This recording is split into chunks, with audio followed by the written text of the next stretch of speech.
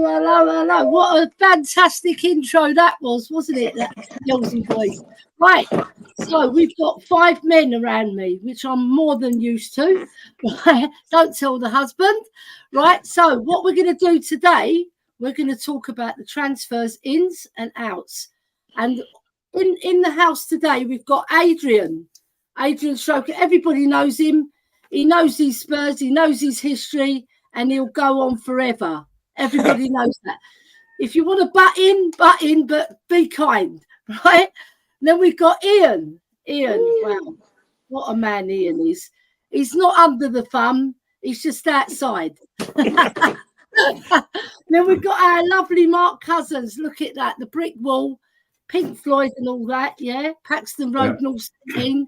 Advertising for the Paxton Road, I see, not Spurs Diehards. Should we sling him out, lads? Should we sling him out? No, we'll keep him because he's a keeper. Then we've got young Charlie. Woo! What a lad. He's such a good lad. I've seen him in and around YouTube. What a lad he is. He knows his Spurs. He's learning from the old uns like us as well. You know, picking up who Glenn Oddle is. You know, some people don't even know who he is. Right, and then we've got lovely Soren, the whiskey man. He knows his whiskey, he knows his Spurs, and he's from Yorkshire, I believe. Yes, he's a Yorkshireman, like our Bill Nicholson. Hey. You know, we like a good Yorkshireman down at Spurs, don't we? We've been very successful. Right, I was born in Leeds, lass, I'll have you know. I was born in Leeds. Well, I've got some ground rules for you, lads, right? Let people finish their point. Don't butt in. Always be respectful and always look out for your host, because the host will be directing everything tonight. But if you want, you can tell me if you want to move on to something else. You're more than welcome to, and we'll move on to something else when you're bored of talking about transfers. All right. Adrian's given me a lovely list of things to talk about regardless. And I think we'll move on to something else after we cover all the transfer news. All right, because it's very exciting.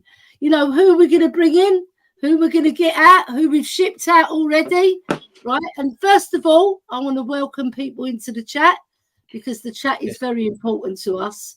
Yes, you know, it is. It's our Virgin Maiden voyage in the abyss, what is YouTube. As you know, it can be a bit hairy in here sometimes. You know, right. So Mark Cousins is saying, welcome and good luck to this new channel. Thank you very much. Thank you very much, Mark. Sorry. Right. And then next up, we've got Adrian Stroker. Ooh, who's he? Who knows him? Anybody? No. Right. A very warm welcome to the newly inaugurated Spurs Diehards Tottenham Till I Die channel. Brilliant. And then Adrian saying, cheers, John. Right. John saying the cheese room still going, are having a sabbatical. Well, yeah, good luck to them. Adrian saying, hello, lads. Big up our first live stream. Be excited. Yes, be excited. Ian Meth, good evening all. Welcome to our new show. Lovely. And then we've got Eltel Cockerel, Jose Garcia. You have to say Garcia with your tongue out. Good luck this evening, Tottenham Till I Die gang. Yes. Right, Kev Clark saying good luck. Isn't it lovely? We've got a lot of love coming in. Spurs fan John, great intro, brilliant. I know it's very, very awe-inspiring, that tune. You know, with the trumpeter extra juice on top. Spurs fan John saying, Adrian, I believe that's all in discussion at present. Charlie saying, like the stream. Yep. Press the like button, sub to our channel, give us the love. We all appreciate it here. Wayne Bonner saying, good evening, everyone. Hope you're all well. Good luck with the channel, Adrian. Yep. And that's it, right? We've covered the chat. Good luck and my fellow admins as well, because right. Ian's an admin on. We are 4 equal partners here. We've got Mark as a mod, as a top mod listed, and then there's like me, Ellie, Ian, and Chang CS. You know Chang. We are the 4 equal partners in this group. You know, we've all paid an equal share. We're all equal. Yeah. Chang's probably asleep now. It's probably about 3 o'clock in the morning. Yeah, he's 7 hours in front. So we'll see more of Chang weekends. If we're on at 12 o'clock, it'd be 7 in the evening for him. So, and he can do his own shows. Everyone here can host their own shows at any time they want. But we're mainly going to do Tuesdays and Fridays at 8:30, gives you a 3-day break, and that's because, right, we won't be playing any games on the Tuesday, and Thursdays we got Champions, we got Europa League. I wish it was Champions League. We got Europa League, so Fridays. Sky Sports might stitch us up and give us the odd Friday game, but so we're clear. And then obviously Saturday and Sunday will be impromptu podcast because when the fixtures come out, which is Tuesday next week, guys, on the 18th. So make a mental note of that. I've been excited. Yeah. So then we'll know more about the dates of the fixtures and when we can put podcasts on when games are playing, doing previews and post-match previews. I'm sure others in the listeners that are in podcasts will be doing the same. So that's the 18th. Yeah. But we got the 14th first, well, this Friday anyway. I mean, like you've got the Euro starting, haven't you? So yeah, so exciting. And the transfer window opens as well. So, so anyway, back to you. Yeah, back to me. Drew La La, my Drew La La. My lovely niece. Look how beautiful she is. Good evening, Auntie Ellie, Mr. Stroker, Ian Sheriff, Charlie, Soren and Chat, smashed and subbed. Well done, Drula. Well done. You're supporting your auntie. And then we've got one more, Tottenham 1882. Let's hope PEH goes along with the other Deadwood. Yeah, I thought the first sticker at Ellie, Queen Ellie Hoybear. But they're winding you up already, Ellie. I'm just moving past. I'll get in trouble when I talk about Hoybear. Right, one more coming in. Emerson, Hill, Lo Celso, Spencer, Nod on Belly. So I want to get your opinions, guys. I'll start off with young Charlie because he's wet behind the ears still, isn't he, with his Spurs lad? Right. Right. What do you think, Charlie? I mean, you're a young lad. Who would you like to see come to Spurs? All the rumours are out there. Some are true, some are not true. We've already shipped some out. So are you happy with the ones we shipped out so far? And who would you really love to see come in? I am so happy with the ones we shipped out. That Ndombele, amazing. Like getting him out, Deadwood. We're just eating burgers with all that money. It's not good. We got rid of Lo Celso. We're getting rid of all these players that have just been doing nothing for the club, and I really feel like this is just bringing some new light. It's giving our club a new feel. And the players I'd love to get in is Eze, of course. Goodness me, he's a good player. Yeah. And I'm looking at that Ito or something, that left back, or Murillo. Not a left back, I don't know. But that Ito, that Japanese player, have you heard of him? Yes. Very well. I'm looking at centre backs. I know Brathwaite will never be there, but he's always in the back of my mind saying, I hope. Goodness me, I hope. But if that isn't the case, I'm just looking forward to the transfer. I think we're going to get a lot of good players. I can't name all of them because they're all rumours. And I never see the rumours coming through with us like last year. Like a lot of the rumours just don't happen for us. So I don't know exactly who's going to come in. But as a striker like Jimenez, something like that, I'm not too fond of him. But just to get if like Tony, of course, Tony, I forgot about him. 35 million or 40 million for a Tony, I'd do that. So I've got like 3-4 players I'd really just like to get in. So can I ask you about Tony, Charlie? Because it sort of divides the fans' opinions because of the sort of background thing that he's done. We won't go there. Everybody knows what he's done, but there is rehabilitation for a player. And if Ange feels that he's can do something with him, do you feel that he might be the one that can take us to the next level, or do you think we'll fall short with him? Well, I'm not too sure about him because, of course, he's got his problems. He's not that hard of a worker. People say he's got a bit of issues to work with him. But if he is doing his best and if he's gonna play for us with 100% how he can play, he'll do so much for our team because we need an out-and-out striker, and Tony is that player if he just does the work. Yeah, that's great. Because what I want to do now is move on to Soren, the whiskey man. Like pour us a glass with a bit of lemonade or a bit of Coke, whatever you want, but that's going to spoil it because my mum was a single malt whiskey drinker and I used to watch her knock it back. So I know what whiskey's about because my mum used to drink it. My dad was a brandy man, but I tell you what, Spurs could be cooking next season if we get the right people in the right players in the right positions. Who do you like to see come in? And what positions do you feel that we should fill first and foremost? Get through the door first of all. I think that's a loaded question, isn't it? we're always linked with so many players, and we start to look at it and we start to believe that we're going to get all these top names in, and then we're sort of always disappointed. I'm pretty sure we're going to get Ede. I really do think we're going to get him through the door. Yeah. And I think that's going to be probably the marquee signing that we do. I don't honestly see many more big names other than one. I think the rest of them will be either borderline, sort of youngsters that are just starting to show, or players that we've never even heard of. I mean, we look at last season, we got Van der Ven in, we got Vicario in. These were players that not many people actually knew and not many people wanted over Tapsoba and Raya. So I kind of see, that's the sort of players I expect us to get. The rumours again of Nico Williams. I mean, what a signing that would be. I think that would be an amazing signing. I mean, can you imagine a window with someone like Nico Williams, Eze, and say a Tapsoba still? Three big names, and then an Ivan Toney up front. To me, that would be an absolutely amazing window. But again, I see Eze coming in, and I think there will be one other player, but whether he's a bigger name or as big a name as Eze, I wouldn't rate Tony as big as Eze. So that might be the second player, but I certainly think we need that left-sided centre back.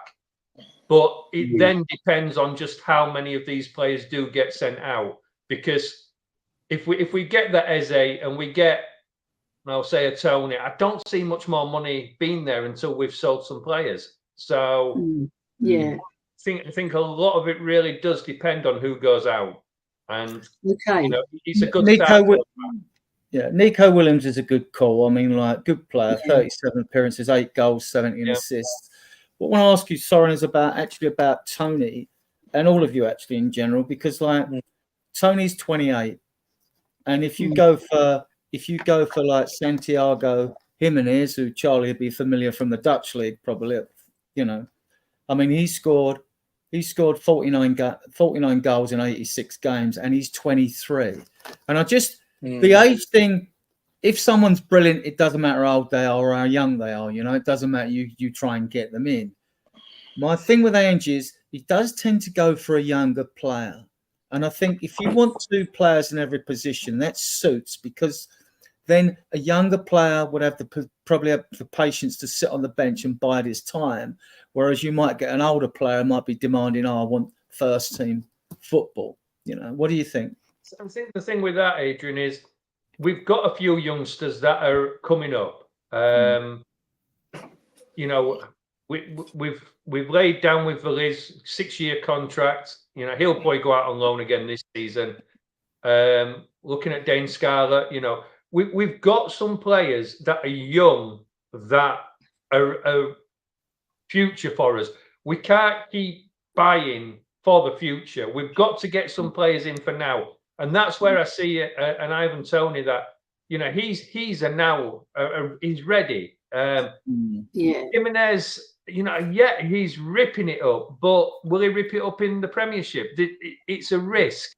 This is where I do feel that we've got to be sensible as a club. We've got some absolutely stonking youngsters coming through. We've built for the future. We need to look at now. That's why personally, if it was a choice between Jimenez and Toney, I'd probably go down the line of Toney because he's ready now. That's the only difference I feel between him and Jimenez. There's a few other strikers we've been linked with. Some are tenuous links, but some have been linked in more than one report. There's Serhu Guirassy at Stuttgart. That player's 20. I like him, actually. I've watched the videos, so I like him. Right. Then you've got another one who looks good as well, is Gudmundsson from Genoa, the Icelandic international. He looks good, right? Then you're moving down to Leipzig, but Sesko apparently is going nowhere, but you still got a Pender there. I mean, they've got a cracking team, players there, so I'm not going to go into wingers now or number 10s at the moment. So, you got any thoughts on those players at all? I think the thing you've got to look at with them, Adrian, is and then Nesri of Sevilla has been in the papers lately. Look, we can sit here and we'll all have different opinions. But I think the best thing to do is wait and see who we get in, and then judge what's coming, rather than we can all sit here and say who we'd love. I'd love Mbappe. But we're not going to get these players. So until we see who comes in, I think it's. Can I come in there, Ellie? Of course you can. Yeah, of course you can. The history since Levy, and we won't do the Levy in or out again tonight. No, we're not going there. Buying players, young players with residual value. But Soren's point is well made, that at some point, if you're going to get to the very top, you are going to have players with experience. And I do tend to cite Arsenal of investing that 100 million in Declan Rice, an English player, homegrown, proven at Premiership level, and therefore paying top dollar. Now you say, well, hang on, what did Arsenal win last year? They won the same as we did, but they were perilously close. And that looks like they're going to buy a striker this year as well, which I think might just take them to the top. I mean, they're close. I like Tony. I mean, I remember December 21, was it? We played Brentford at home on a freezing cold Wednesday night in December, and some of you may remember it because it's the coldest I can remember being at Tottenham. 1-2 nothing. And I remember putting online, I just love Tony to be a Tottenham player, and you get back, no, nowhere near good enough for Tottenham, and you go, I just give up. I mean, I genuinely give up because he's more than good enough. But I do have a reservation about Tony, and that's not just the fact that he's 28, that he'll cost around 40-50 million, and there'll be, you sign a player like that on a 4-year contract, for example, maybe with an option of a 5th, there's no residual value. Okay, I can live with that. It's not my money. But I am worried about a player with any addiction and a gambling addiction, that if he goes back, it might be a significantly longer ban, particularly if he bets on things like spot betting, getting a caution, as the West Ham boy is, where they're talking about a 10-year ban, and that's your money down the drain. The other thing is, although the quality of his football was pretty decent, he didn't score many goals. What did he get? 2 goals after he came back from his ban? Yeah. And that worries me. That seriously worries me. And on that note, on that basis, if Jimenez, the play's got, he's an international footballer. I'd quite like us to get him. He'd be less money as well, wouldn't he? Yeah. Ian, just on that bit you said about the goals. Please. I just want to come back to sort of maybe reassure you, because if we get Tony, fair enough. I've got reservations. We all have, because we all hear about this background noise, right, that we're hearing about him.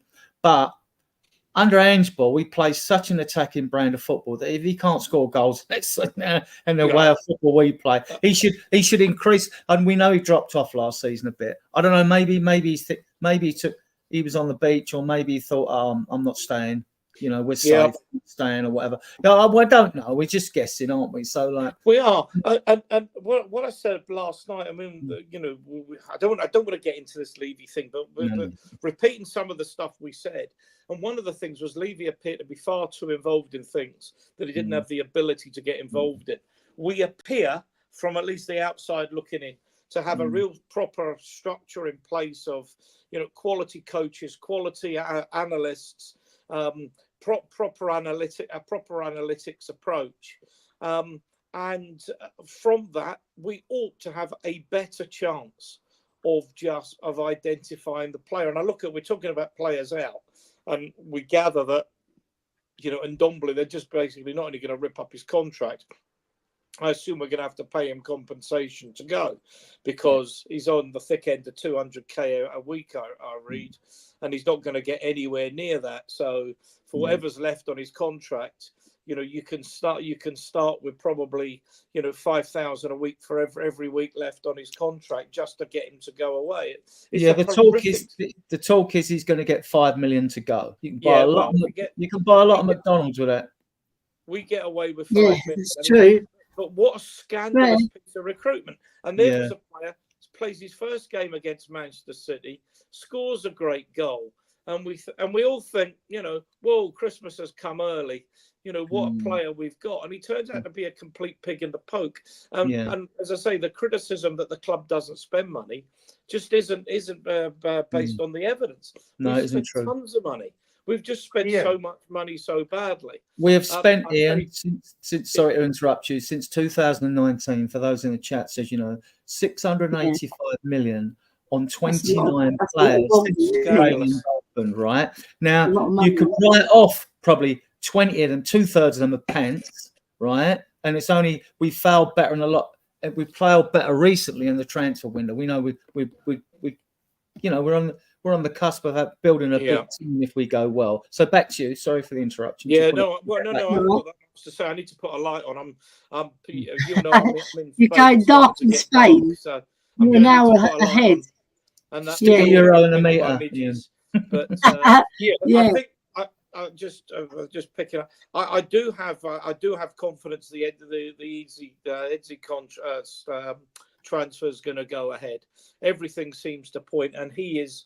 I mean, apart from being a really good player, he's a Spurs player, and you know, if you're of a certain age, you'll know exactly what I mean.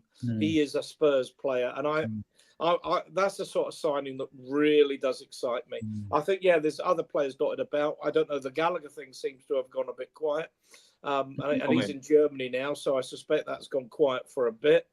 I mean, who knows? Who knows what might happen?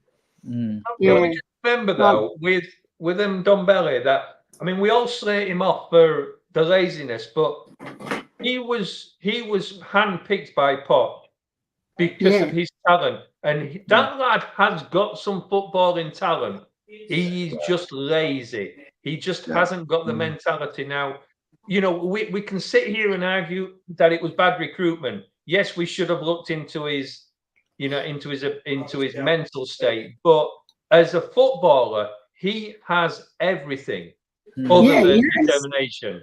So you know, it wasn't necessarily a bad choice to sign it. It was just a wrong choice in the sense because proper due diligence wasn't done, was it, Soren? Proper due diligence should take into the character of the player, his mental character, his attitude. Is he a team player? Does he train well? Is he a poor trainer? That might have all been overruled by Pochettino, who said he wanted that player. Now, you know, if we'd have turned around and said, "Oh, we're not signing him," everybody would have been up in arms saying we haven't backed our manager. Well, we backed the manager back then with our club record signing, and Poch obviously thought he could get a tune out of him. I mean, can you imagine the other way around? If he had the determination to be that player that he could be, he would be a world beater. Yeah, world class, without a shadow of a doubt. Without a shadow of a doubt, he would have been. He would have been if he just had the work ethic, innit? Yeah, if he could be bothered. He probably bought a house too close to McDonald's. That is the problem. There's probably a McDonald's on the way from his house to White Hart Lane or something, you know, and he saw it and thought, I'll just nip in there. So, Mark, you haven't had a say on the strikers. What's your take on the strikers? Now, to be honest, like with the signings that surely we must bring in, I just want them to be improvements, not sideways steps, squad fillers. You know, you want someone to come in and the player that's in that position thinks, oh my God, you know, I got to try, you know, I got to step my game up here or so I'm not going to play. You know, you want improvements. You don't want people that are just there to make numbers up. Just what we seem to have done for as long as I remember now. You know, you need people that are going to challenge, not just the normal excuse of, oh, he's one for the future. You know, all right, he's 18, he's one for the future. He'll be great in a few years. We've done that. It's like Soren said, we've got fantastic under 21 and like youth teams. You know, they win nearly every competition they're in. Right? It's about time. It's about time we thought about now. We must think about the now, not 5 years' time. You know, now. Now, because at the end of the day, not that I go a lot, but like, especially like the season ticket holders among us, you charge the highest prices. Yeah. For, you know, if you went to a 5-star Michelin restaurant and you got substandard service, you'd complain about it. If you got a burger. Yeah, exactly.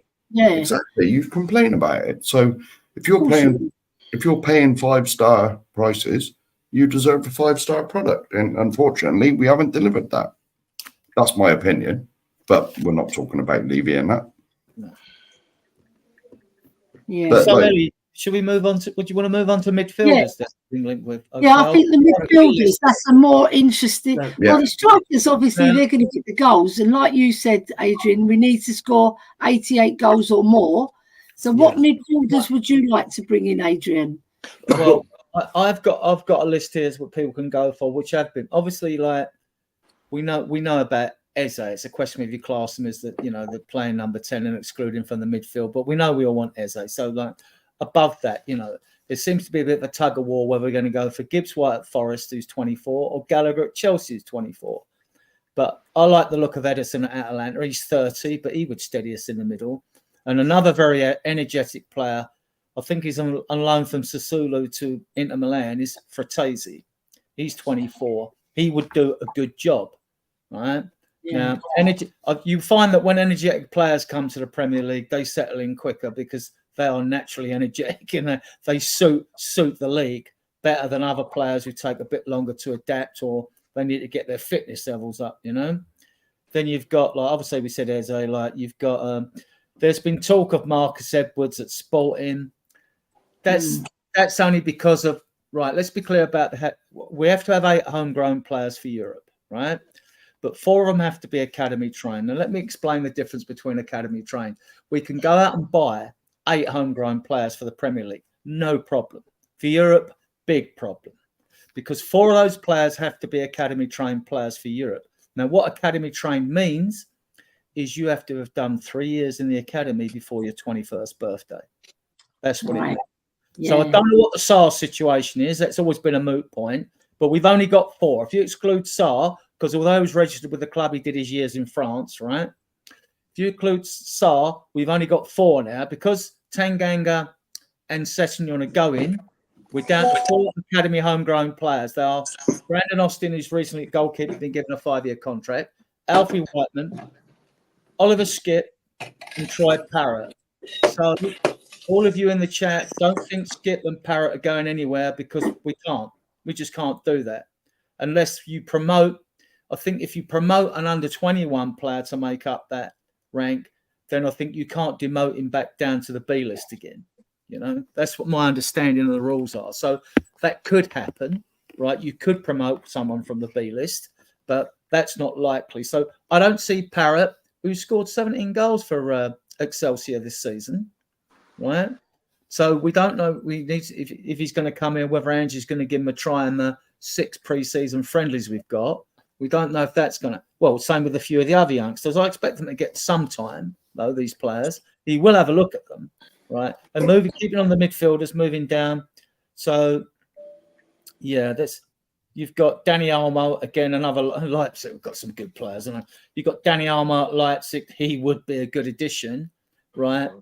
And what's got me, and I like to look at things from every angle and think about them deeply about every angle, is Ange seems to want a box-to-box number 8 if he's going for Gallagher. So is it Danny Olmo or, is it Gibbs White? Are they his type of player? We know they're quality players, but are they his type of player? Over to you guys. Is Gibbs White good enough? Because I don't see him as being the kind of player compared to, say, Nico Williams that takes us to the level that we need to be at. but they're totally different in, aren't they? Nico Williams is more left-sided winger. I mean, whereas Morgan Gibbs-White is more of the playmaker, who, like the Ward-Prowse type of player. I think he's better, but I think he's better than Ward-Prowse. When I've watched him, he seems to be the driving force in that Forest team. I mean, and he's carried them. So if you can carry Forest, you can do it. You could do it. He would improve us, but does Ange want him? I don't know. It's all paper talk. I don't know. Let's be sensible here. Gallagher ain't coming. He's already said he's going to run down his contract, so he's not coming. And is he really? You know, he's a Chelsea boy. Is he really going to come and play for Tottenham? I doubt it. Not really. No. Danny Almo is not coming to Tottenham. He's going to Bayern Munich. You know, these are players. When you link in players in Germany and Bayern Munich come in, there isn't many that are not going to go to Bayern Munich. Have you watched Edison and Fratesi then at all, Soren? If you've I haven't. No, I haven't. Well, I'm saying I haven't. I probably have and not really noticed him, to be honest. Yeah. Okay. Fair. I wouldn't be surprised if we go for Gibbs-White. Yeah. True. That's the one I think. You just mentioned Chelsea, Soren. So Adrian's giving me instructions. Oh yeah, right. Okay.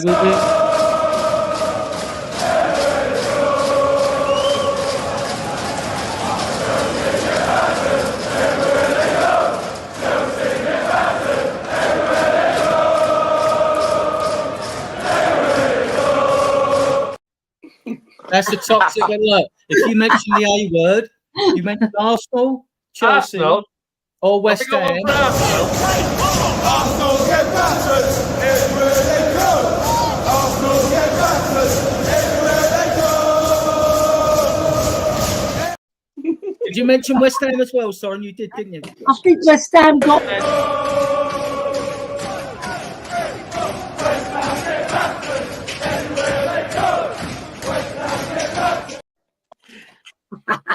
Ian got away with it earlier. Ian did mention the A word earlier, and he got away with it. Oh, did he? Yeah. Oh, yes. Well, you're a mod. You're a top mod, Mark. You should have. Well, I ain't got control over this thing, though, have I? You should. Well, I haven't got control over the. Don't worry, we'll do it once more for the Arsenal because we hate them. Arsenal get battered everywhere they go. Arsenal get battered everywhere they go.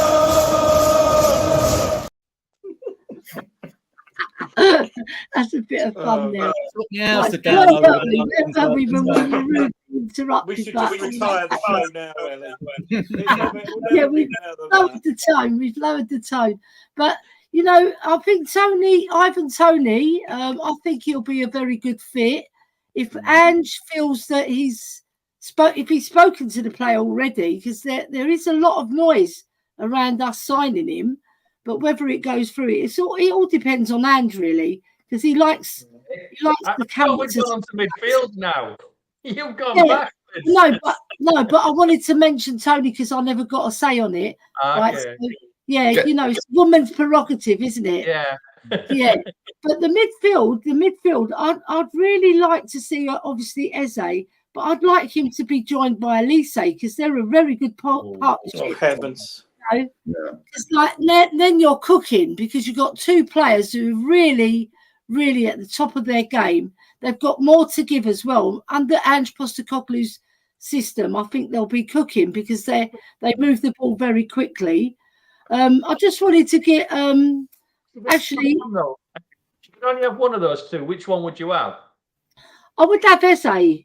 The reason because he's a more accomplished player in terms of the midfield, and we need someone like that because Basuma dropped off big time, didn't he? In that second half of the season, we don't know whether it was his malaria or whether it was the AFCON. It affected him, you know, and all the sending offs that he had. He lost his discipline. So I'd like Eze because he's a class player. He's so smooth on the ball as well, you know, and he doesn't panic, which I like. Eddie, can I ask you, who would you have playing the pivot next season? Because you talked about Basuma being off. Go on. Yeah. Who would you have playing the pivot? Well, I would have Bentancur playing the pivot because I think he's the most accomplished footballer we've got in the midfield. he's class on legs. You know, like he's a bit like Eze. Like he can get forward, he can link play. He's just an all-round fabulous player. But obviously he's carrying that injury. We saw that he wasn't quite getting there, you know, at the 60-minute mark, and most games he was running out of steam. It takes time, and he wasn't really given a 90-minute match, so we didn't really see the best of him for the 90 minutes. But I think this season he's got a lot to prove, hasn't he? Because he'll want to prove it, because Bentancur, mark my words, he's one of those players. He just doesn't want to be one of the lads. He just wants to be the king of the midfield. And I think he can, if he can get over this, because we know the ACL injury, it does slow players down and it can reoccur. So I just hope that he can stay fit and he steers clear of Matty Cash as well, because that would be a good one. Right, what about young Charlie? Midfielders, who would you like to see come in? Midfielders. Well, of course, I'd love a Paulinho, but hearing he's going to Bayern Munich, that's just sucks. Midfielders, off the top of my head, I just got a whole list in my head. Now I'm up the point. I can't think of it. But Eze, of course, who isn't really a midfielder, he's more of a 10. But I love him. That Icelandic guy, that CDM, or is he not? From Sporting Lisbon. I don't know exactly his name, but he looks like a very good player. I'm looking at, who is it? A midfielder is a bit hard for me to come up with it now. I'm having a bit of an error here. Edison, Ratazzi, Edison. Oh my goodness, you're right. Atlanta, Edison. You've got Gertruda, the left back from the final, who can play at centre mid too. I think he's a very good right back. Sorry, and there's a lot of plays, but right now I can't. I've just got a brain. Sometimes you get brain fog, but the main thing is, Charlie, is that you know your football, and you know we like a young person's opinion as well, because you're probably looking at players in a different perspective than us, because we've seen a lot of the top players come to Spurs, and they've mostly been midfielders, like your Gazas and your Ginolas. All right, Ginola played a little bit more on the wing, but you had your Gazas, your Hoddles, your Ardileses, your Waddles, your Andertons, you know, all these players, your Modric, you know, they were top dollar players, and they went to top dollar clubs as well. Even your Ericssons went to Inter Milan and won the Serie A in his first season. He leaves Spurs, which a lot of players do, by the way. They leave Spurs and they win trophies, which is a shame. 50 odd now, isn't it? It's about 50, yeah. It's shameful in a way, because you think crazy. Those players, What about Bale has won more trophies in the last 2 years than he's had appearances for Spurs? What about Bergwall to come? What about Ugarte at PSG? He's not been given much game time. He's Uruguayan, like our friend Bentancur. I haven't seen Ugarte, to be honest. I don't really watch the French league. I watch the Dutch league. I watch the German league, and I watched the English league. But I'm not too fond of the French league. I think it's a bit of there's one really good team, and the rest is all. Yeah. Let's not forget though, we've got Lucas Bergwall to come. You know, what I mean? That could be another Pat Sarr signing. You know, if he progresses like that, then we've got another good midfielder on our hands. He's meant to be a monster, isn't he? He's got so much potential. You know, I've watched him a little bit. I mean, again, I've not watched him massively, but everything you see of that lad kind of makes you think that he is going to be something in the future. Yeah. I mean, Ainge did something which intrigued me, actually, in the last 2 games of the season. In the game before last, or was it his last game? You can correct me if I'm wrong here. He played Maddison as a false 9 floating with 2 wide wingers, like Bobby Firmino played for Liverpool when he had Sane and Salah, right? Or Mane and Salah, wasn't Mane and Salah, sorry. So he did that, and that worked. Then you could play, if you're doing that, you could virtually play a 4-3-3, because you get the 2 centre-backs of the opposing team that have got no one to mark. So like here, you would have, I'm doing this because I'm being a bit devious, because it's what I would like to see, which is very unlikely. If we're then playing a 3 in midfield, you could play a Sarr, with a Maddison, you could play a Bentancur with a Maddison, and you could use Romero as your number 6. And I think it would be brilliant at it. And I said that before we even got Van der Ven. I received a lot of pelters. You're talking rubbish, you know nothing about football, blah blah blah, and all that. But I still stick by it. I think he's got that much quality, Romero, that he could play the number 6 role. We might have a hidden Rodrigo there, you know. Seriously. Yeah. But That's one thing. I just want to say one more thing about doesn't he? Everything goes through him at the back. He's our quarterback though, isn't he? So I don't know if Ange would do it. I think it's unlikely. Yeah, I think it's unlikely, but the way we play, I think it screams for 3 at the back, but it's not the way Ange plays. And the thing is, people, I mean, we conceded obviously a lot of goals and a lot of bad goals. And part of the problem, as I see it, is with the chances we created, and we talk about needing to score, you know, between 85 and 90 goals, is that the chances we created and converted, that ratio is far, far, far too low. And if that changes, it becomes a different game for us next season.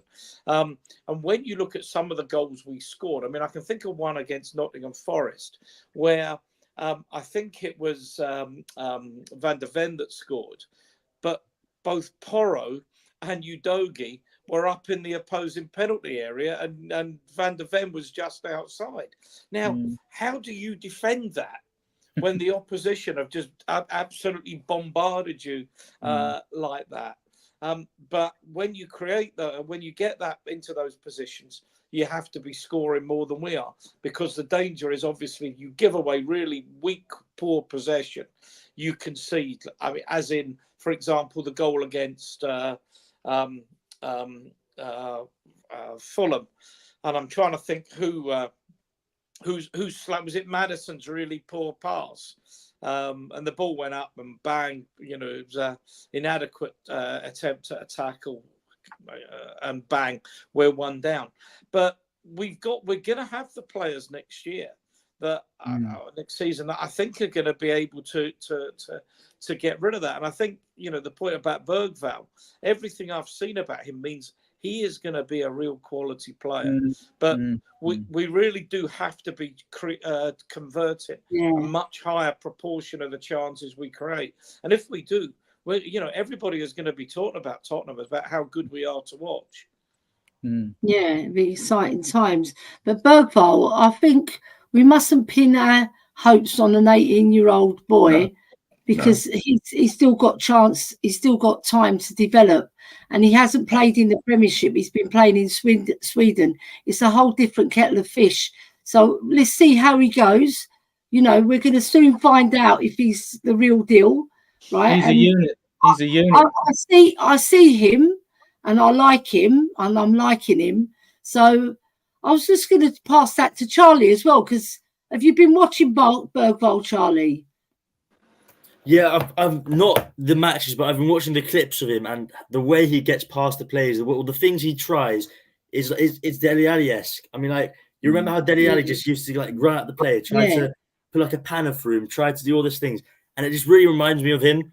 The way he tries to score, the way he goes at goal. I know he's a midfielder, but he always goes for goal. It always seems like he has like this pass in mind. He's got this vision. It's like he's playing the old style of football, let's say, like a real player that wants to find the ball. He's playing like a number 10, really, even though he isn't a number 10. He's just always trying to find that new pass, trying to get a skill move in, trying to get all these things. And that's what I love about him. He's playing so much different to what we've got now. And a player like him is just going to do so well in our Tottenham team. And I think he'll start in the under-21s. I know Ange promised him to be starting in the top, but the Swedish league, I know Kulusevski came from there. He went to Juventus, but that took a bit longer. I think first year it'll be on and off with under-21s, and then the first team. For the rest, he's going to be the next 2 years. You're going to see he's going to be doing a lot for Spurs. I really feel like he's somewhere different. He's a unit though. He's 6'2". 6'2". I tell you, these Scandinavians, they put them in grow bags when they're kids. I swear. You know what I mean? They're all units. They're all units. I mean, he said he was getting more tackles, but like he wasn't getting injured. Like he's riding them when I see him like doing them, and some of his forward passing, like and the way he can just. He's got that Basuma at his best when Basuma's at his best. He's got that like reverse turn and take the ball with him and like he loses the ball because you're not going to, you know, everything's going to come off for him. But he's one of those players that you just sort of sit forward. You think this kid's got something 6'2", He's got like something. blue. Lucas Burgos after you. Da, da, da. Yeah. Remember We the used to Willie think Armstrong? that really young, isn't it? It's What so crazy. positions does he play? It's so crazy because 6'2" in Holland, it's like the average Don here is 6'2". Yeah. That's a short person in Holland. Yeah, right? exactly. Yeah. Well, I'm 6'1". I mean, I'm 16. Yeah. I've got something You're else to do. 6'1", Charlie. Yeah. Bloody hell. Damn it. What positions does he play? Sorry, you mean the Burger? He plays centre mid. Yeah. Mm. Oh, so is he a 6 or an 8? I call him an 8. Or 10. He's not really that defensive. I think he's more going forward. He's more. He's in between an 8 and a 10, Yeah. isn't he? Yeah. He's probably going to be a huge number 10. He drifts wide onto the wing. He drifts to the wing on the right hand side. Yeah. But I mean, look, he could. I don't know if he'd be. See, when you say a 6, everyone's got their own perception of what a 6 is, isn't they? You know what I mean? Well, And defensive it varies, midfield. you know. Yeah, so definitely, he could definitely be an 8 or a 10. Definitely. Be an 8 or a 10. Because And I'm probably going to get pelters for this, but it kind of reminds me a little bit of Hoddle. Yeah, you know, he does me as well. Yeah. He does me You know, as well. he's Graceful. passing ability, and he's got that. He seems very intelligent for his age at football. You know, he's got that insight to put a pass over or put a ball through or be where he needs to be. And you know, because of his height and things like that, he's good in the air and he's going to be good at defensive work. And I don't know, I've got high hopes for him. if he turns out half the player, that Hoddle was, then you know, even Got a half. gem, you know. Because I've said for a long time, the one player we are missing is a 6. Someone like your Dembele, who's Sandro back. I agree with Mark. I always said the one player who I thought from, you know, people within living memory or, you know, recent living memory who would have improved Ange Ball exponentially would have been Ndumbele, believe it or not. Dembele, Moussa Dembele. Yeah. I thought he would have been stunning in that role. We need someone like him. I mean, the way I see Ange Ball, I've said this before, is I see his 6 is his pivot, and then 2 8s left and right, rather than a natural 10. Albeit, the danger is you get everything stuck in, you know, in little boxes, and it's not really. But I see it as 2 8s or 2 10s, but 2 8s and a 6 is the way Ange likes to play. But there's a lot of interchangeability. I mean, he will expect his 6 to go forward and join the attack and create and score goals. You know, goal scoring isn't confined to the forwards, albeit. Well, I left the midfielder out. I don't know if you've probably seen him, and so you can tell us about him, Ian. Matt O'Reilly. Yeah, he's just come back. He's got mentioned again in the news that we might be sniffing around Matt O'Reilly. So what can you tell us about him? I'm a big fan of Matt O'Reilly's. Although funnily enough, he had a really poor Scottish Cup final against Rangers, but he's been exceptional.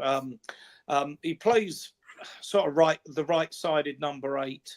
Another player that came from MK Dons to Celtic, and we talked about Dele Alli earlier. Excuse me. And if he turned out anywhere near as good, if we got him anywhere near as good as Dele Alli was, then we've got a player. I really like him. He's got 2 really good feet, lovely ball control, can score goals, drives into the penalty area, can score goals at will. There was a suggestion that towards the end of Ange's reign at Celtic, the 2 of them weren't getting on that well. But the other player could talked about as a forward, and he would be very much a backup player, but the kind of player that you'd want in your squad is Kyogo, the Japanese boy that plays up front for Celtic.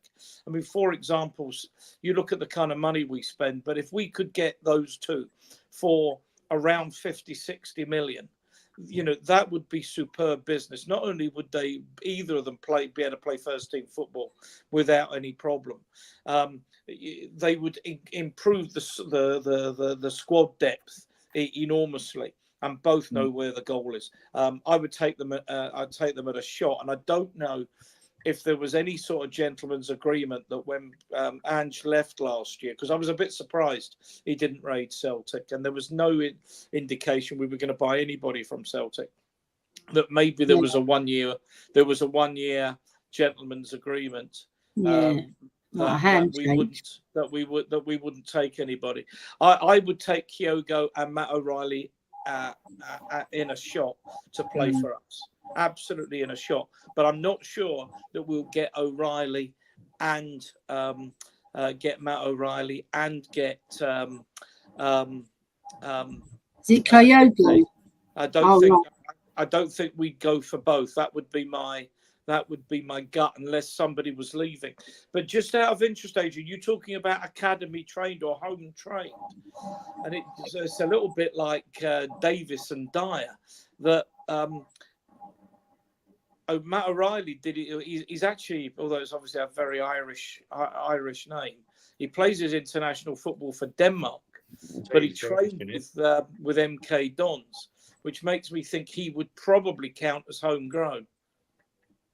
Yeah, he may count as homegrown, but he wouldn't count as academy trained, because he can't be academy trained. No, this is why I tell you the good thing about the academy trained. Whether you like Skip or Parrott or Brandon Austin or Whiteman, whether you think they're good enough, but I mean, I'm pretty sure Skip and Parrott will have careers. Whether it's at Spurs or not, it's another thing.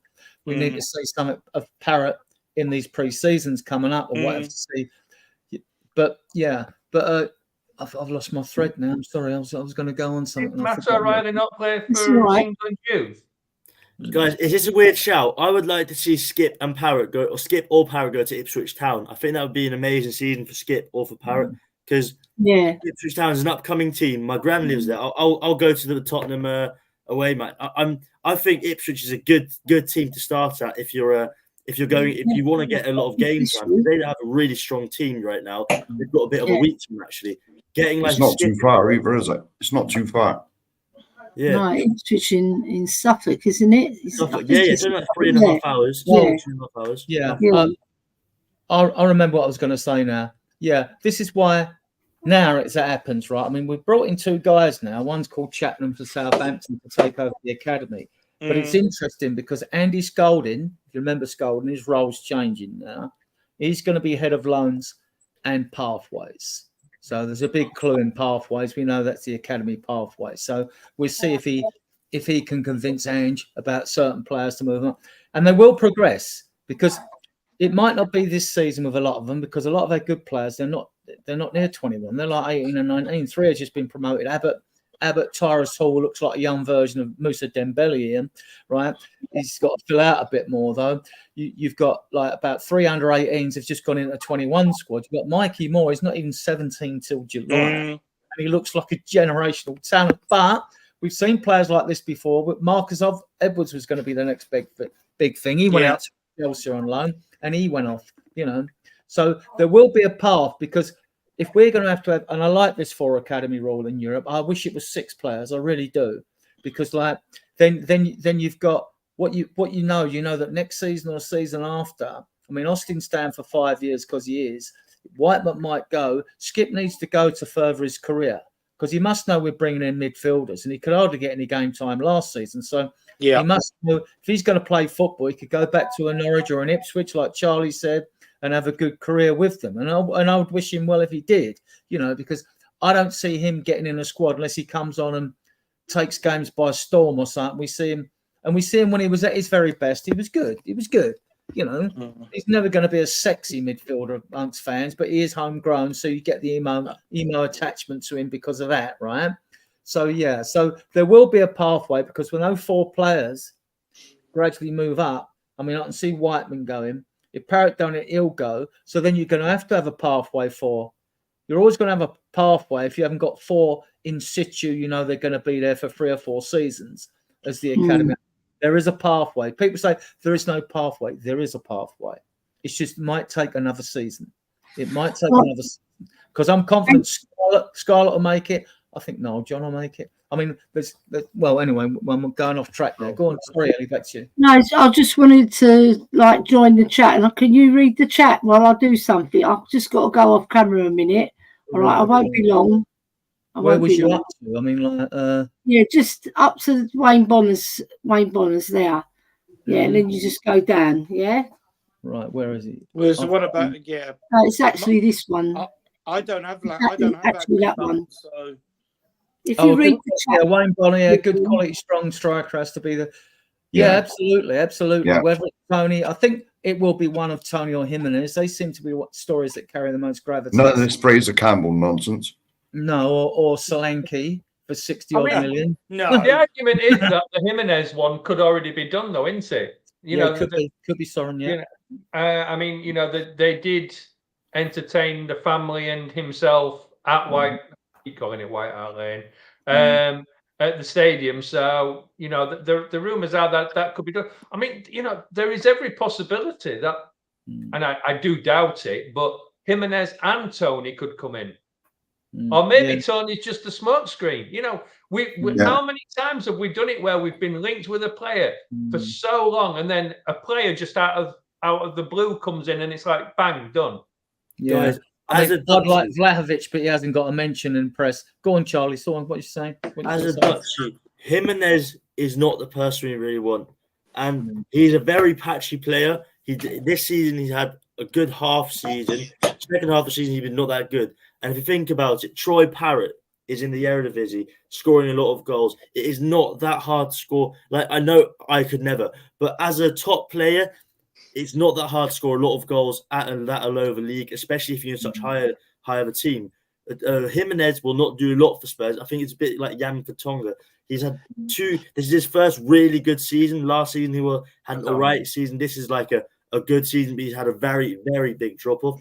Like Jimenez, we should not be thinking of, because he'll be good. He'll be good. He'll be like Richarlison. I don't see him being better than Richarlison. He's a very clunky player. He can't do a lot with the ball. He's not for our team now. I know this is like I watched the Dutch league quite a lot, and he is not the player we want. He's not progressive enough. He doesn't do enough with the ball for me. Okay, all right, Wayne Bonner. Go on. I just kind of disagree a little bit with you there, because you agree with the fact that it's an easier league to score in, no doubt about that. But I think when you watch him, he's technically better and could be technically better in a better team and a better league.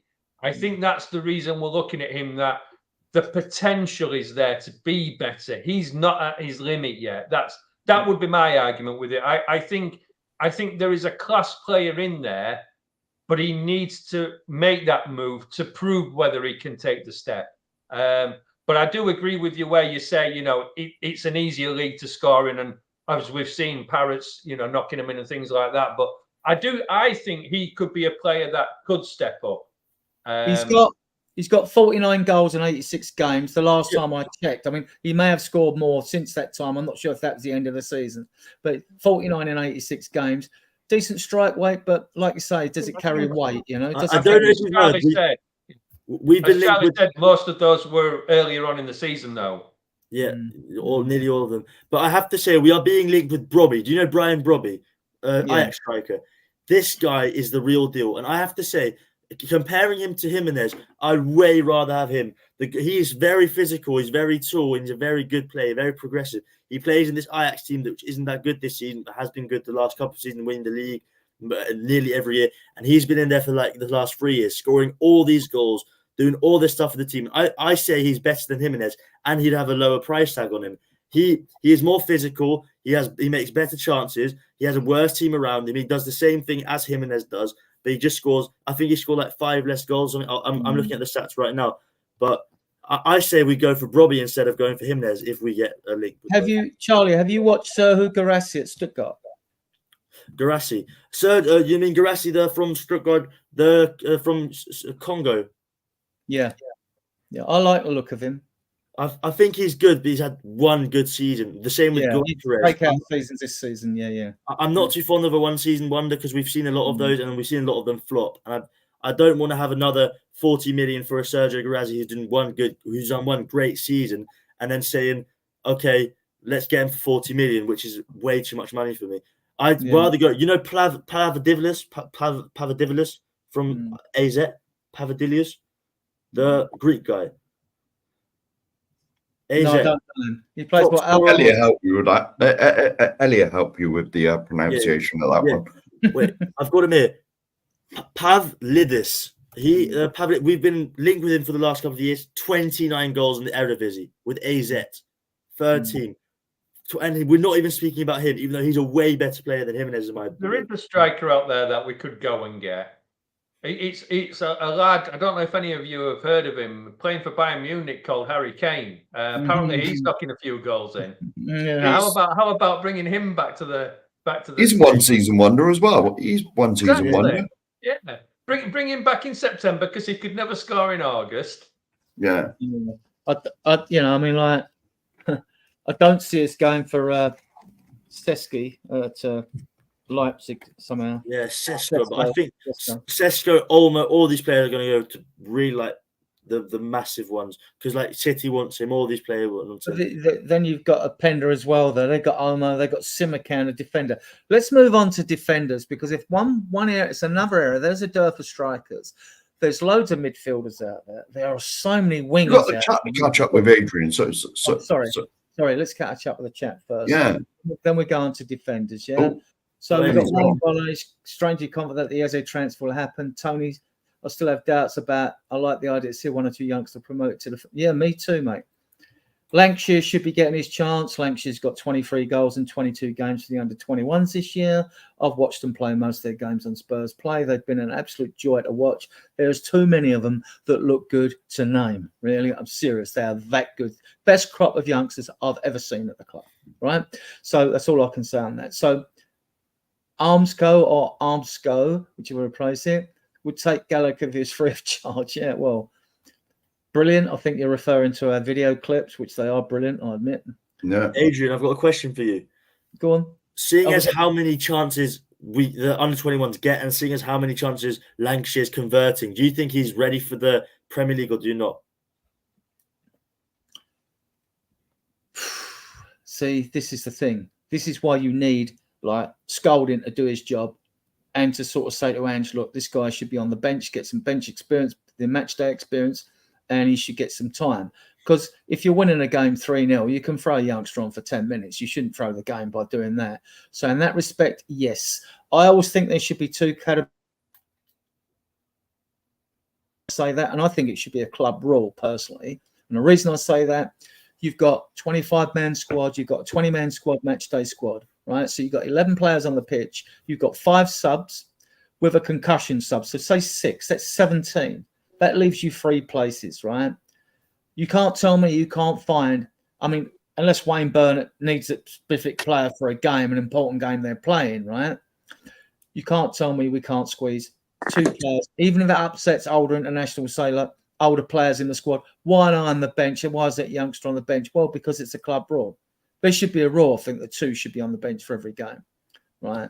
And yeah, but that's just my way of thinking. And another thing, one other important thing as well, these loans, right?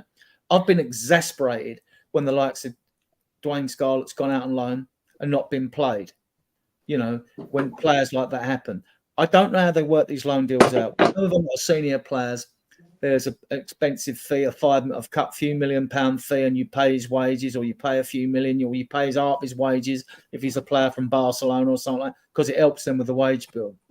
But to me, what I'd like to see, if there isn't a protocol in place, what I'd like to see is where we pay that club, like you paying his wages and maybe not a loan fee because championship clubs aren't rich. So maybe they're just covering the wages or whatever. I don't know how it works. I'll be honest. I've not looked into it. I should do, right? I should know this, right? So I would be saying to them, every 90 minutes you play that player, we'll pay his wages. If he plays half a game, we'll play half his wages. There's got to be some sort of incentive scheme. It's no good us loaning out players and then not getting game time. This is taking the piss out of us. Problem with that is if they're not good enough, then you can't force them to play that player. You know, I mean, I agree.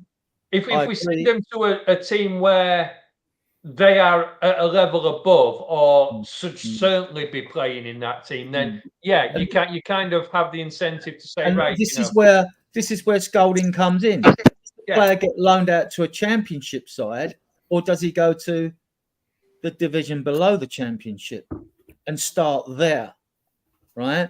Because the point of loaning a player out is because you think, oh, this guy's he's a bit too good for our academy, but can he do it in a championship or the league below that? That's why you loan them out, because you think they're ready. You know, you get other players who want to run before they walk. You had Dylan Marcandy was at the Spurs, right?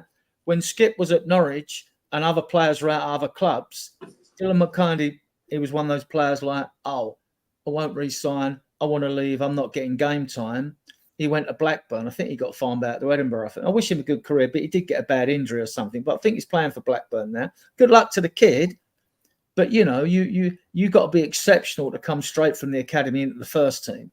You know, yeah, I mean, like, and then you got to prove yourself. So I think a few of our kids will get a chance with these 6 preseason. Well, I'm confident they will. You know, but if you're putting them on loan, it's because you think they're good enough to go on loan, isn't it? You've got to think they're good enough, and then you need to see, well, they've done it at the under 21 level. Can they do it in like a more competitive league? Where it comes down to it, that what we've got to remember is, you know, whether it's players we've loaned out, whether it's players that have come in, whether we're talking to youngsters in our team, you've always got somebody accountable for them players that are going to play. You know, we all sit here and argue, well, Scarlett should maybe be playing, or Dorrington, or somebody. If it doesn't work out, we all turn on Ange and the rest of the team. That's the problem. You know, these managers are accountable for winning, and they have a target to get to. And this is why we don't see the youngsters playing anymore in teams like us, because the managers are too afraid to lose, to play these players. And, you know, it's not just the fact of whether we blame anybody in the club, but us fans as well. You know, if our team has a poor performance, we soon start booing them. We soon start jeering. And them youngsters on that pitch, you know, it affects them. That's the problem. And you put a youngster in, like you're saying, he makes a mistake, what costs us a game, then the manager gets it, right? He's going to get it. Why'd he pick him? You know what I mean? Things like that. And the difference between us in Europe, because we've got such a rich league and the Premier League, you'll get the European teams will blood their youngsters. This is why we get a Bergwijn in, because they can't afford to go out and buy other players. So they do blood their youngsters. It's standard with them. Whereas with the Premier League, it was, when I looked, only 3% of Premier League academy players actually become members of their first team squads, let alone get game time. And the reason for that is because even the less rich clubs, I don't want to demean any club in the Premier League, even those clubs that aren't as wealthy as Tottenham, for example, right? They can still go out and buy to plug gaps because they're getting TV money and all, they're getting more money than European clubs. Whereas the European clubs, which is good because, well, they earn sell them on anyway, you know. So you know, so we actually help the European League survive, believe it or not, with the money. Adrian, let me come in there a minute. There's I don't know if you've replied to it. Adrian, there's a message in the private group chat on here that you maybe need to just check out on. Nothing serious, but just you need to check it. The little bubble. If you're of a certain generation, you'll remember reading The Glory Game, which was the book that the famous journalist Hunter Davies wrote about Tottenham, following Tottenham in the 1971-72 season. And the comment was made there for the kids coming through.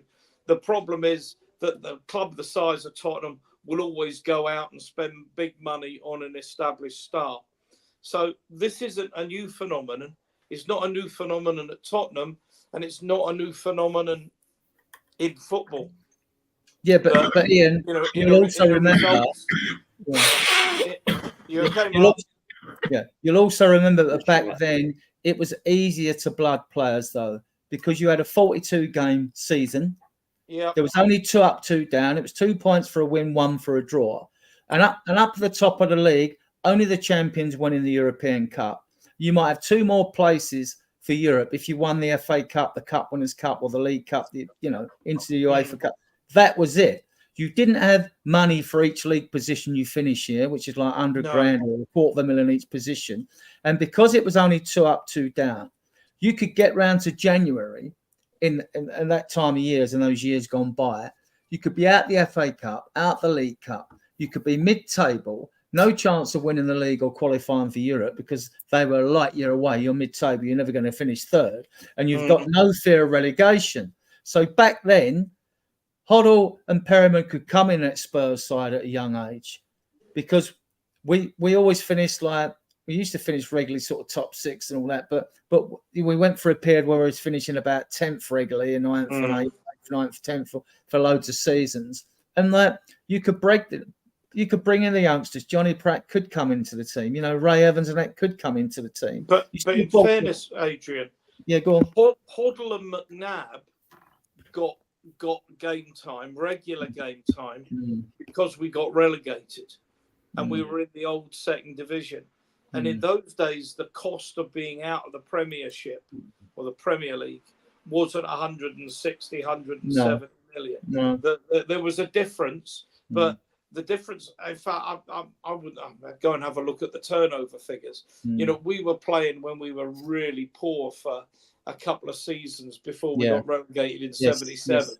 We were playing, the fact that the attendances were between sort of 18 and 22,000. You could go to the games and see the crush barriers quite clearly because there were so few people in the ground.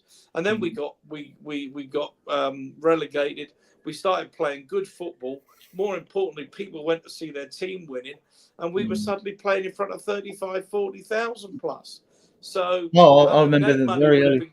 The television money wasn't anything like it was now. But you go back to those days and you take the likes of, players like Graham Souness and Liam Brady and Joe Jordan et al.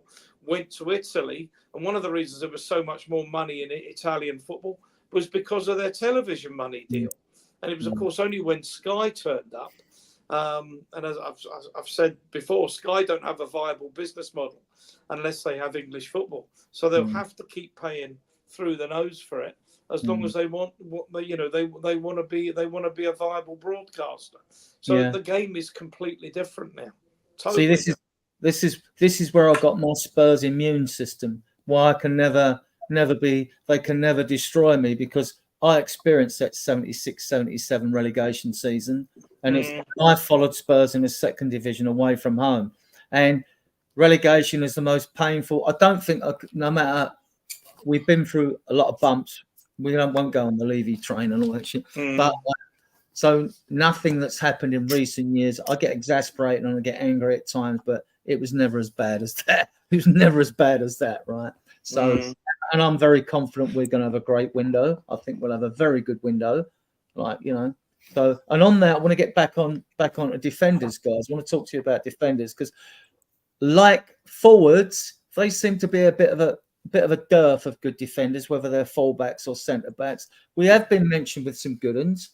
I mean, you've got Ito Hiroki of Stuttgart, right? And then now being it with Murillo. Yeah, you've got Murillo at Forest. You've got Calafiori at Bologna. He's 22. You've got, as a fullback, Archie Gray looks like a cracking young player. He's only 18. Can I please say something about Archie Gray? Go on. My mum's best friend, what's it called? Her cousin is Archie Gray. So I went to the England and Netherlands under 17 away game in Holland, and I got a signature of him. And she said I was going to get an interview with Archie Gray, so that's going to be coming out in the next month or two. So I'll be coming back to you on a player in a minute because he's in your league, right? Then we'll be in Lincoln with Carl Walker-Peters, but doesn't do it for me, right? We've been linked with the Brazilian Vanderson at Monaco. I looked at his video. He looks good. But the player I'm going to come to, I'll come to last. I want to talk to you about Simican at Leipzig. We've been linked to, right? Another centre back. But the player I want you to tell us about is Feyenoord's Gert Rieder, because he looks tenacious. Sorry, go on. I'm sorry to butt in. I know this is like the sort of Virgin show, but can you catch up with the chat, Adrian? I You're will. like, I will do. I'll catch up with the chat after. Yeah, after we finish what I defenders. was going to say is like an hour. Other things. We'll probably be done with the transfer window then. It's an hour. Well, the next message you got is like an hour ago. All right. Okay. All right. Just on defenders and go around, and all right. I'll catch up with the chat now. Like, okay. Yeah, I was going to say. Like, wouldn't take Gallagher. Right. Brilliant. Amsco, Kevin Clark. I was at the bar. Amsco. Did any of you lot do that THST survey? I did. Funnily enough, I did do the survey. Can you bring them up at the same time, Adrian? Well, you just click on them, do you? Because I've not done this. Honestly, I don't know. I haven't got control over that. Oh, I'm just showing them, right? You've done it. El Tocaro goes in, right? Goes evening, Kevin Elmsgo, right? Drew Lala goes. Have you just we pronounced the P? That was for the Charlie trying to pronounce the name. Yeah, I was for the Pavadillas for the Chris in the chat. Good evening, Chris. We often meet up. Well, we meet up at games when Chris gets tickets and we can go. We meet up with him and his lovely wife. We got Elmsgo. Yes, he did the survey. Is that it? Is there more? No, there's another one just come in. All right, Chris Peters again. Yeah. Yeah. Good to help out Adrian on his first show. Top guys. Yeah, they're all top guys. Yeah. We'll have a chat in the back room when we finish. Right. Okay. That's that. So, Charlie, to you, and then I'll come to the guests because the guests are important people here, not us. Gertrude. I mean, I was looking at a video today. He was playing at fullback, and he looked tenacious and strong and pacey. He's every inch a defender, right? Of when I look at him, right? He does give the ball away again, but he loves to break forward. He's got lots of stamina and energy. What's your take on Gertrude? He is so good. And I got a shout for him. Like, he's like Archie Gray. They can both play as a 6. His tackles are on point. His sliding tackles. He like gets from behind and he doesn't even, they're all on point. If you look at him, he goes forward with the ball. He's a good dribbler, even though he's a really like big player. He dribbles. He's good at tackling, good at slide tackling. He is everything we need as a fullback. He seems to claw the ball away from the opponent's feet, and similar to like Udogie when he's because Udogie's very powerful and hard to get off the ball. He reminds me a bit of Udogie in that way. You know, I don't know if he does you at all. But I think, what you mean. I'm liking if we're linked with him. I'm really liking it, especially if Emerson's going. You know, we're going to need someone. But if we can also play him as like a midfielder, he has got this. He's got the skill set to play as a midfielder. He's got good passing, good dribbling, good vision, good physics. He's a good tackler. Him as a 6, we could try that if, like, let's say Bentancur gets injured for a while. I mean, like he's very versatile for what I've seen in the final, because finals have been playing pretty attacking, pretty progressive football with Arnie Slot, who's going to Liverpool now. So he's perfect for our team. I think the tackles make. It's just and I put the video of him and Vanderson in our Spurs Diehards Facebook group, and also we've got the WhatsApp group for those of you that want to join the WhatsApp group. We put the videos in there as well, and Ellie she plasters us everywhere, like Instagram, TikTok, everywhere you can think of. Like, she's brilliant at that. She's brilliant at promoting the chat. So I'm sure we'll be on par with other chat channels out there in a short while. So yeah. All good. Any of you got anything else on the transfer window? We can take some questions from the chat. We're always willing to engage with the chat and take questions. Any of you got anything to say on defenders? Soren, do you know any defenders caught your eye or anyone you like? Sorry. I wouldn't be surprised if we went back in for Tapsoba. You know, I mean, there's been an odd little rumour, you know, that we're still interested. I think the defence is the one where we definitely need another left-sided player. Obviously, if Emerson Royale goes, then we need a right side. But I still think we need that left-sided defender. And then that allows us to have a more natural progression to put Van der Ven to the left rather than...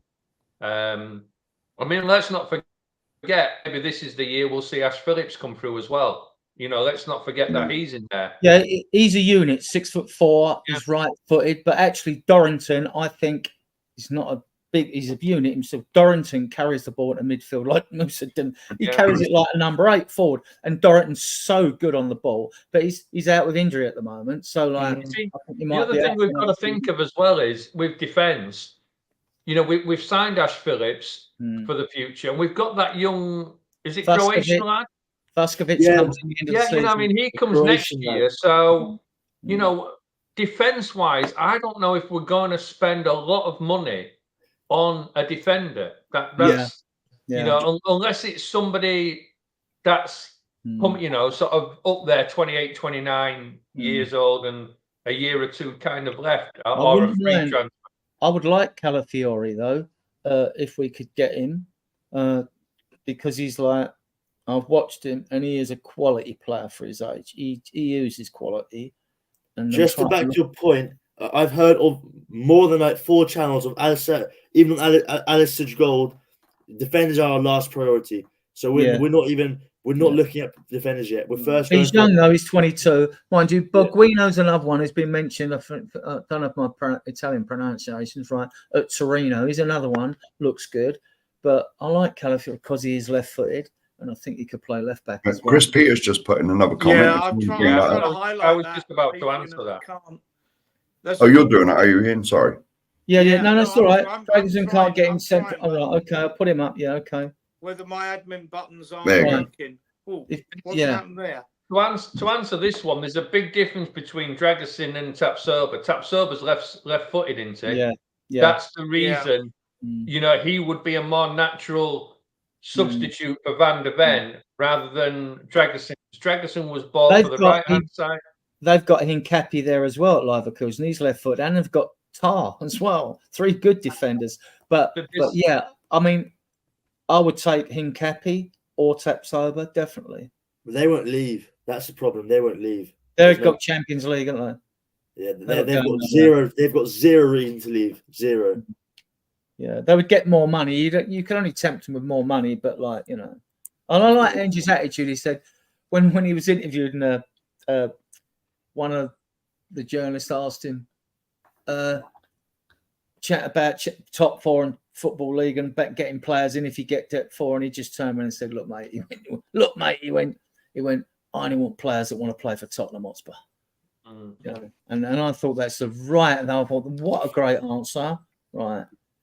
Yeah, this Archie Gray, there's rumours like that because we know they want Roden. He won't do a swap deal, but there could be something happening there. He would. I know he's 18. I would take him in for the future, if anything else, because he does look a baller. The thing to do with that one is to get him and loan him back. Yeah.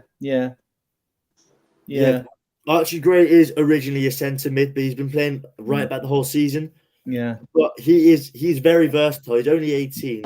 He's a bloody good player, but we won't get him for less than 30 million, I think, because Leeds does see the potential in him. He's only 18, played 36, 37 games when he's 18. There seems to be a dearth of. I mean, there must be some good right backs and left backs for Paratici to like plunder in the Serie A, because like Italians always produce great defenders, good defenders, and yet we're not hearing much about left backs and right backs. We're hearing a bit more of defenders. And like rightly said, I don't think if we got money, I don't think we're tight for money. But if we were, then I don't think centre back's the urgent position anyway.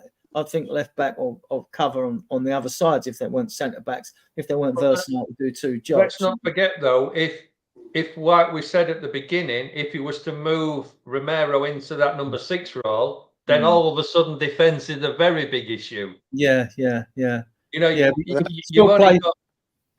you could play Romero sitting in front of a back 4 though. I mean, not necessarily as a back 3. You could do it that way. See, we don't know what Ange's going to do. This is the thing. He's not shown. We know the system he plays, but he's not. But I think he'll change things. I mean, that Ali Ross, when I see him on a couple of shows, he was saying Ange did change things when he was at Celtic. I don't know if Ian might be able to enlighten us on that a bit. I don't know. No. I mean, not enough in my view, Adrian. But fair enough.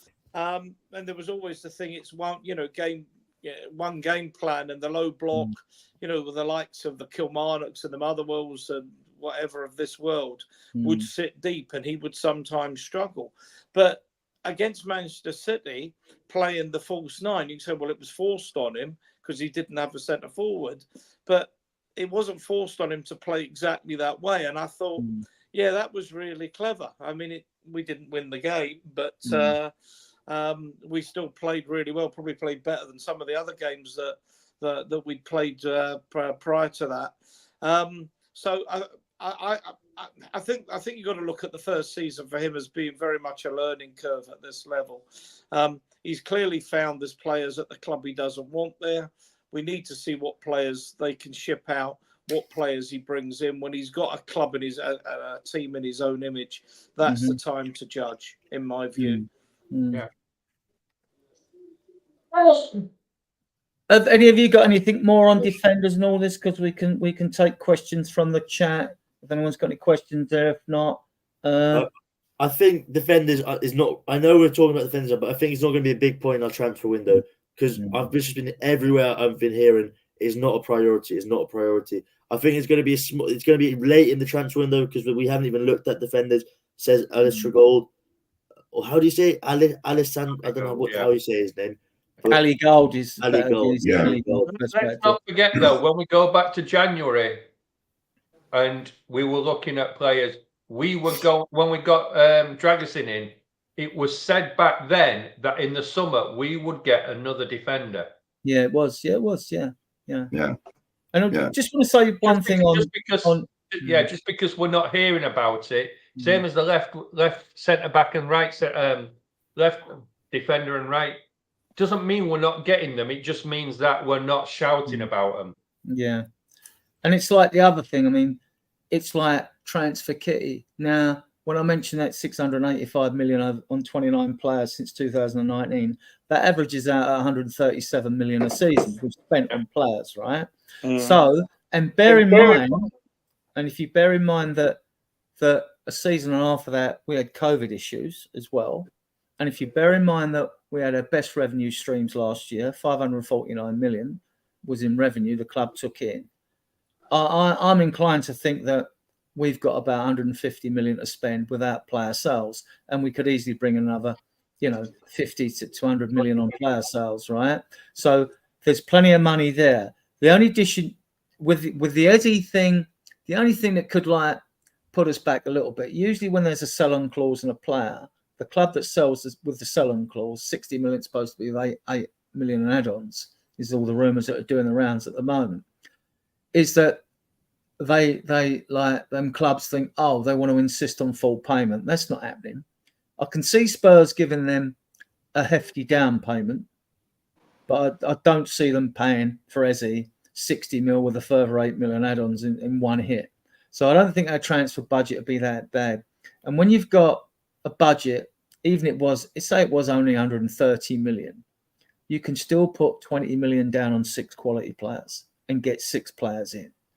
I'm expecting 4. I mean, not including Bergvall, right?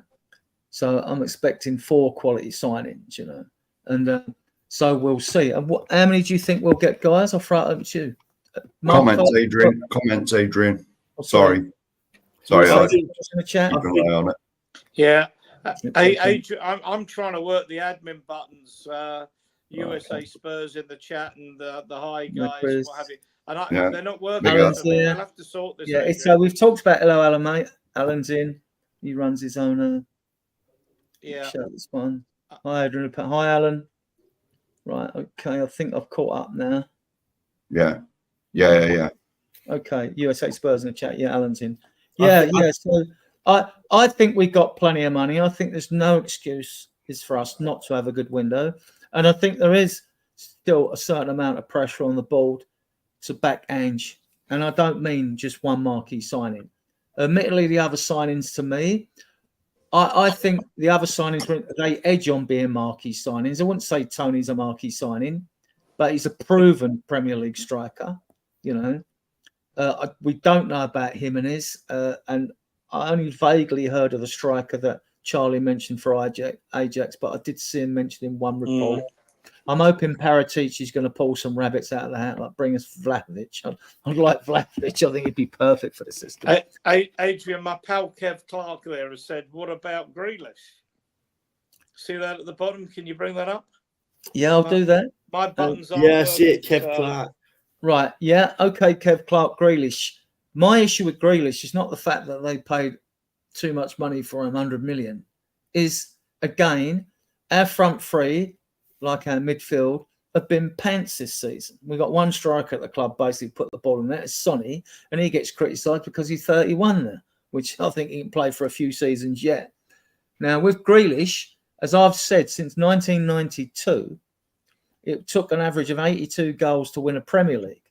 The last 10 seasons, Man City have won 7 of them, and that's gone up to about 87 or 88 because City scored 101 goals in one season, 106 another, and even Arsenal scored 90 last season and didn't win the title. Then you look at our team, where are we going to get 85 goals in our team, our players? You've got Son could get you underhand system in full flow, 20 to 25 probably. You want wide players, you might have 2 for each position, but you want, say if you've got 2 wide players, you want 10 goals amongst them each side, 10 goals to the other. You'd be now on 40, 45 goals. You're halfway there. Now you're looking for 45 goals for the rest of the team. Where are they coming from? When does Basuma score a goal? Sarr chips in with 1 or 2. We know Bentancur will. We need goal-scoring midfielders, and we need. I mean, we've got Maddison. He could, if he had a brilliant season, he might get 15. That's 60. We're still 30 short. Go on, Soren. I know you're biting. Let's not forget them first 10 games we played. Most of our goals didn't come from strikers. The majority of the goals we scored were midfielders defend. In fact, it was midfielders and defenders probably. The problem that we've got that I see is we put plenty of balls in the box, but they're never anywhere near where the strikers are. We've got a striker which everyone loves to slate in, Richarlison, whose strongest point is probably his head, so we play it to his feet outside the box, which you know we all know he hasn't got a great first touch. So it's not necessarily the strikers that need to improve; it's the wide players and where they put the ball. This has been the problem with Tottenham for a long, long time. I mean, we looked at the last few seasons. The goals came from Kane and Son. Them two had a really good partnership going. You take out that. Nobody else really provided a ball for them to score, and that's what we're missing now. Now we look at Grealish. Look, when we should have bought him at 27, 28 million, there wasn't another Premiership team were going in for him. Why? Man City have bought him. He's hardly played. You know, so is it what are they going to want for him? It's going to be probably 80 million. We're not going to pay that for him. And does he? He obviously improves us. I'm not saying that because he's better than any of the players we've got in that position. But no, I wouldn't roll out 80 million for Jack Grealish right now, personally. Yeah, I think if we're getting Eze, who also plays on the left, I don't think we're going for Grealish. But, you know, we don't know what's going to happen. Alan said En-Nesyri, he plays for Sevilla. He's a good player. And they want to sell him. He's Moroccan, and they want to sell him because they've got financial difficulties like most clubs have in Italy and Spain. And they will sell him. And he's not, I don't know, have I got him mentioned in my notes? Hang on, is he? I'll give you his age. I'm sure I've got him here somewhere. He's been there a while though, so like he's no spring chicken for a player that is. He's a lot younger than me. And the series has been a very good player. He's had a couple of Spanish La Liga Player of the Month in the last couple of years. Yeah. Well, he also says in the comment underneath, I only read about him, but he seems promising. So he's not linked, I don't think. Well, I did hear Sean Butler talk about him. So I'm watching everything. I'm just trying to get in all the information. I'm just watching everything that I hear. Because I think just watching... he's 27, left-footed. Well, I don't mind with a out striker if he's left or right-footed. It's not so important. But he's 27. He might be coming up at 28. He's left-footed. So if you got him, you get him on a 4 or 5 year contract, 4 years with a year option at that age. So he's proven in that league. So he is very proven, yeah. Mm. But Adrian, your question was how many players do you think we're going to get in this season? I've got a weird answer on that. I think we're going to get like 7 or 8, and that's including youngsters. I think we're going to get a lot of youngsters in, a lot of young players. My query of the youngsters, if we go too many youngsters, I think the fan base will react to that anyway. Like, why aren't we buying better players if we're getting a few youngsters in for like 10 or 12? I'm all for growth. I'm all for all aspects of the club have to grow. You know, you can't stop one area of the club just because, although we're all focused on the first team and trying to get a bit of silverware, you know, you still have to, you know, look for chances. When opportunities arise, then if it's someone good and you rate them, if they're a kid and they're 18, 19, 20, I mean, like Will Lancashire, he was at Arsenal, he goes to Sheffield United, and as a 17-year-old, we give £3 million for him, right? Which is looking money well spent at the moment, you know? So, and Bergvall, it's a lot of money, £8.5 million for him at his age. Barcelona wouldn't cough up because they couldn't afford to do that. They're putting them eggs in different basket, right? So it's a lot of money. So we're starting to see this. These young kids are going for millions now, aren't they? When it's back in the day, you'd pick them up for 100 grand or 200 grand or something like that, you know. Comments, Adrian. Comments. There's Right, 3. okay.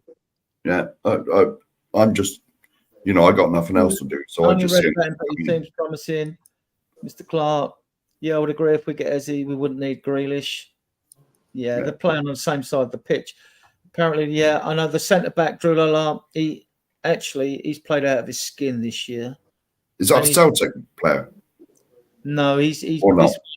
No, he's in Germany. It's so heroic. Oh, all right. No. A lot of the Japanese go to Germany. Yeah, he's in Germany. The one who's tearing it up at Celtic is Cameron Carter-Vickers, and I don't think we're getting him. We got rid of him. Yeah. He's at Stuttgart. Hiroki Ito. Yeah, he's a very good season. Yeah, good player. Okay. So, if you got, I wouldn't be surprised if I don't think we'll get more than 5 players in. I think there'll be probably 2, maybe 3 names that we know, and then the rest will be, you know, maybe 1, maybe 2 youngsters. But yeah, I don't see 7 coming in, not unless we really do clear out. If we have a good clear out, then I think Charlie will be spot on with probably 7. But it just depends who goes out. Well, see, I can see when I was thinking 4, like you, I wasn't so, you know, focused or concerned about centre back because of what we got coming through. And Dragerson needs to get game time. But having said that, we're going to play a minimum of 48 games next year. Yeah. So you've got 38 league games, 2 domestic cup games, you don't get knocked out, and then you've got 8 Europa League games, 48. So it's not. So when people talk about, oh, get a player and he won't come because he's sit on the bench. No, they won't sit on the bench because you can effectively play 2 11 sides. You could give them every player 24 games each. You could do that. It won't work out like that, but we know we'll also be affected by injuries and suspensions and whatever that happens. Unless we have I hope we have a better injury-free season than we did last year, anyway. So you've got that. So yeah, I get a feeling we're going to get a winger in with this striker. Well, I know we got Eze, but I get a feeling we're getting Eze, striker, midfielder, winger, and if we get 5, if Emerson goes, then we'll get a right back in. And I hope we get Eze before the Euros. Sorry? I just hope we get Eze before the Euros because if he has a couple of good games in the Euros, he'll be worth like a couple million more. Which we'll see a lot. Yeah, my angst. He's not going to be worth more, is it? Because if there's a release clause there, that's going to be the price. Full stop. So really won't want to pay that. Yeah, I'm glad. It's not going to make a difference though. If he's going to be 68 million, whether it's before or after the Euros. Unless it's a bidding war, and then but that you know when you've got a release clause of 68 million, that's the price. Yeah, our rivals have got not only have they got FFP and PSR issues, but they've also got other priorities in their squads to fill rather than going to pay 68 mil. Adrian, we've already seen that the FFP and PSR is a load of rubbish. Look at Chelsea; they're getting away with it. So Yeah, you know, no, they're not, because like the one, they haven't been charged at all yet. This is why they're not going to be, are they? They're not going to be. They sold off their car park to their sister company, and No, they sold off it's the hotel. been voted as being all right now, hasn't it? Let's just bring it back to where we really are with Chelsea, and which means I've got to play that tune, right? But that's why we said it. Yeah, I know, like right. So I mean, like, right. We just sing it. Not let the video.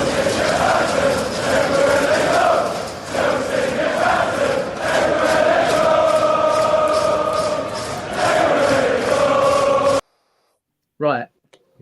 As it stands now, I stand to be correct. As it stands now, the FA have not ratified Chelsea selling the hotel from one of their companies to another one of their companies. It hasn't been ratified yet.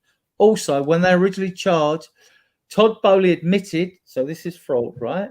Admitted that their accounts weren't correct and that they know that Chelsea were going to get punished for that. There's rumours that an executive was paid millions to buy property in London. There are records that when Williams signed them, players have been paid by offshore companies. Things like this is worse than Man City at the moment, what Chelsea are facing, and they haven't been charged. Man City go to court Monday to fight the Premier League on some flimsy thing. I mean, you join a club, you sign up, you buy by the rules, like you download a bit of software. They're trying to say restraint of trade, practice, like it's illegal and all that. I don't see him getting anywhere with this, but you never know with the law. Ian would know more about this than me. But I mean, like, you know, but like, I don't. You signed up for a club and all the rules all these seasons now, and now you're complaining that it's a restraint of trade. It's an unfair practice. It's an illegal practice to stop us spending what they want. I don't see it like that, because you've abided by the rules of the club. You know. Do you honestly see anything happening though? Yes, I do. I don't. I mean, yeah.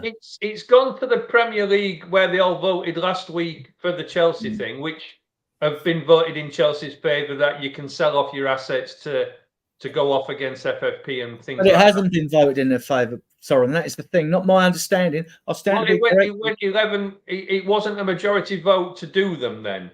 So that means that the vote they had, funny enough, Spurs had their own AGM on the same day as the D-Day commemorations, the same day as the Premier League had their AGM. They only voted on VAR. They didn't vote on Chelsea, because it's not the Premier League that will deal with it. It'll be like a court of arbitration that will deal with it. They put up a court to do that work for the Premier League, but there'll be a separate entity that deal with it. What was, from my understanding, was that the vote was to to say whether it was wrong that you could sell off your assets to go against FFP, and because it wasn't a majority vote, then basically it's a loophole within the system to allow that to happen.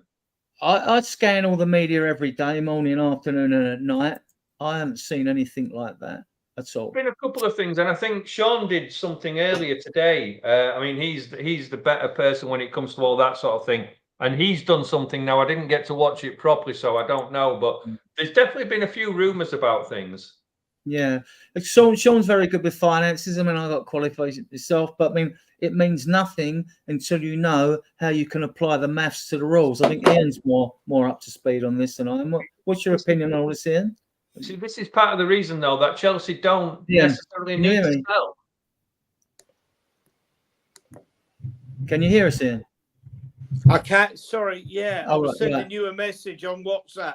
Oh, right. On WhatsApp. Oh, right. On okay. WhatsApp. Well, yeah, because you're not picking up the private chat stuff.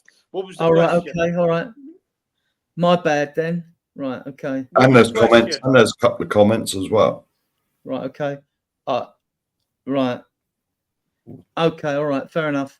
I'll pick up the private chat. Right. Where are we? Yeah. Right, we got. Well, while he's doing that, I mean, we did sort of mention the Gallagher thing earlier. Gallagher's not going to come to Tottenham. He's He's already said that he wants to run his contract down. Yeah. Mm-hmm. In which case, Chelsea will keep him. Because Yeah, the only reason they're selling him is because of profit and sustainability. Yeah.